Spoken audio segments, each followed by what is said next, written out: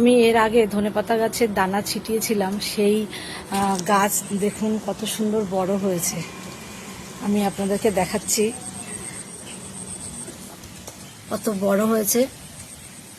এর আগে দানা ছিটিয়েছিলাম, তারপরে দানা থেকে দেখুন কত সুন্দর পাতা হয়ে গেছে। আরো হয়তো লম্বা হবে,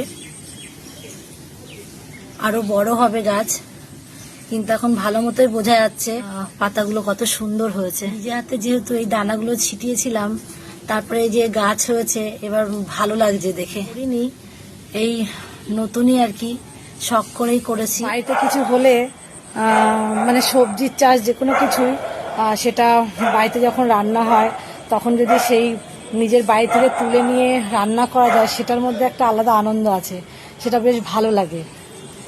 আর আমি যেহেতু এগুলো পারতাম না, মানে পারি না, কোনোদিনও করিনি, আমি এই প্রথমেই এইগুলো শুরু করেছি। যে ধনেপাতা গাছ হয়েছে, এটা দেখেই আমার ভালো লাগছে, খুব সুন্দর হয়েছে।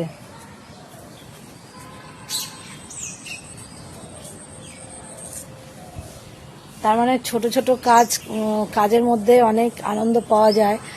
যেরকম আমার হচ্ছে, আমার তো খুবই ভালো লাগছে, যেহেতু আমি নিজে হাতে এই দানাগুলো ছিটিয়েছিলাম, আবার সেই দানা থেকে আবার গাছ হয়েছে, আমার তো নিজের কাছে খুব ভালো লাগছে। কেন হয়তো এগুলো সবাই পারে, কিন্তু আমি কোনোদিন করিনি এগুলো। যেহেতু আমি কোনোদিন করিনি, দেখেছি যে অনেকে ছাদ বাগানে সবজির চাষ করে, আর সেটা দেখেই কিন্তু আমার ইচ্ছেটা হয় আর কি, যে তাহলে আমিও করব, করে দেখব হয় কি হয় না। তা দেখছি হয়েছে। এবার কোনো কিছু রান্না করলে এখান থেকে পাতা তুলে নিয়ে রান্নার মধ্যে দিতে পারবো।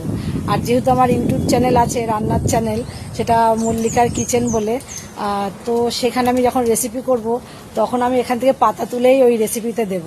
যে কোনো রান্নাই হোক, আমি রান্নাতে দেবো আর কি।